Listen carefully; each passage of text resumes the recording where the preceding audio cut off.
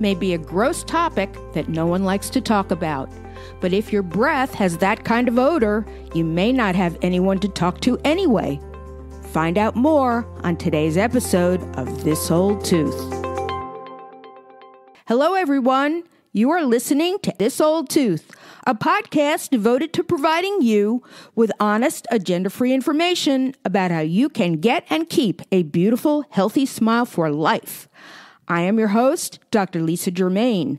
Today, I will be taking my 8th small bite in my series about bad breath, its causes, and what you can do about it. My topic today is one that is not easily discussed, but I will put on my big girl pants and discuss the potential things that make your breath smell like feces. First of all, let's remember that the mouth is the entry to the GI tract, and what goes in must come out. Have you ever wondered why food that tastes and smells so good going in comes out the other end smelling, not so good? Unless you are one of those people who swear yours doesn't stink, we are frequently all a little touchy and certainly very private about the odors we might be leaving in the bathroom. Stool is made up of undigested food, bacteria, mucus, and dead cells. It usually smells bad because of the bacteria and, believe it or not, parasites. It is the job of our GI tract to filter out the disease-causing culprits and eliminate them from our body instead of absorbing them into our bloodstream. But it also can have compounds that produce an especially unpleasant smell.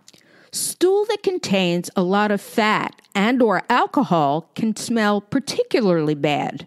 If you find that you are leaving an especially foul odor after a visit to the bathroom, chances are your breath smells similar. Adjusting your diet and drinking a lot of water is usually the simple solution to this problem. But if it persists, you want to check with your physician to rule out the possibility that you might have a more serious underlying medical problem. Crohn's disease, ulcerative colitis, and irritable bowel syndrome are all things that can cause this problem to persist. Now, a lot has been written recently about gut health, and this has made the term microbiome a household word. The GI tract contains more bacterial cells than there are in the entire body, and they need to be in balance. This is home base for the bacteria in your digestive tract. Now here, they help you break down food and turn nutrients into things your body can use. They stop growing when they run out of food, so you'll only have what you need. Studies have found that if you have too much of a certain kind of bad bacteria in your gut microbiome, you're more likely to have bad breath. And if this is what you suspect, a nutritionist might be able to help you get balanced and in addition might recommend taking a probiotic supplement. Because the digestive tract contains more bacterial cells than the rest of the body, it is extremely important that your bowels are completely functional and excretion of waste products occurs regularly.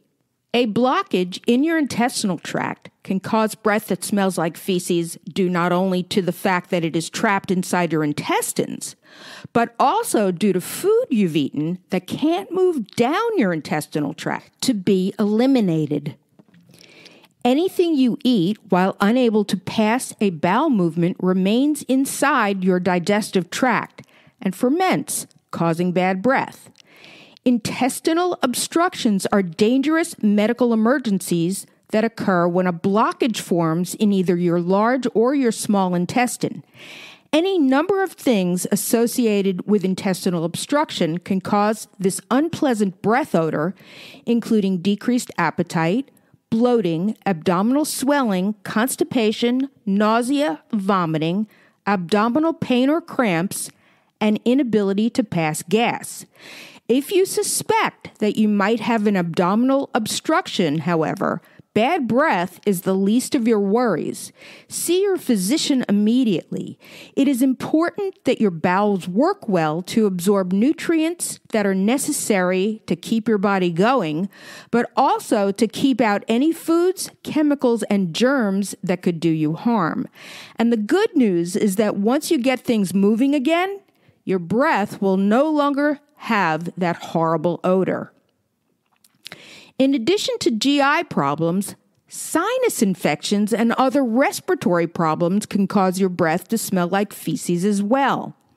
These can be caused by bronchitis, viral colds, strep throat, and more. It is the mucus associated with a sinus infection that may have a bad odor, which can cause this smelly breath, as well as a bad taste in your mouth. Intense sinus pressure can also cause pain in your gums, which can lead to toothaches, gum pain, or general pain in your mouth.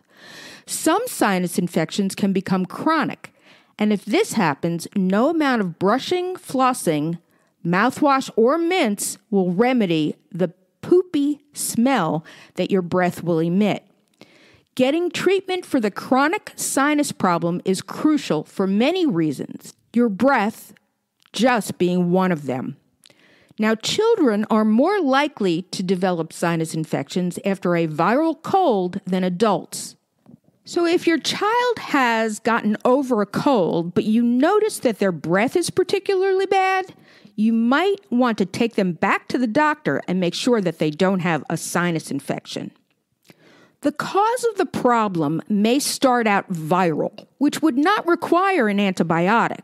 But if it persists, it can turn into a bacterial problem because the warm, wet nature of the sinus is a perfect environment for bacteria to grow. This can create a secondary problem or a secondary infection.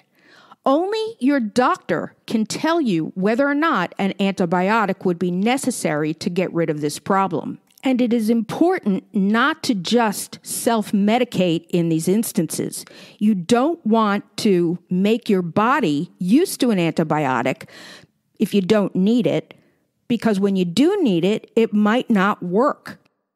Strep throat is another kind of bacterial infection, usually characterized by red, raw throat, difficulty swallowing, sometimes little pus pockets in the back of your throat.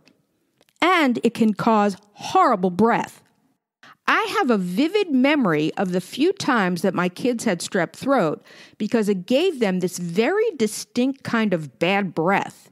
It smelled different and much worse than when they had a cold. Again, if you get rid of the source of the problem, the bad breath will take care of itself. But it still needs to be diagnosed by a doctor who will swab the throat and send it to a lab for a culture to make sure that antibiotics are necessary. And that's the scoop on breath that smells like poop. And now for a fun fact. Levi Spear Parmley, a dentist from New Orleans, which is my hometown, is credited with inventing the first form of dental floss.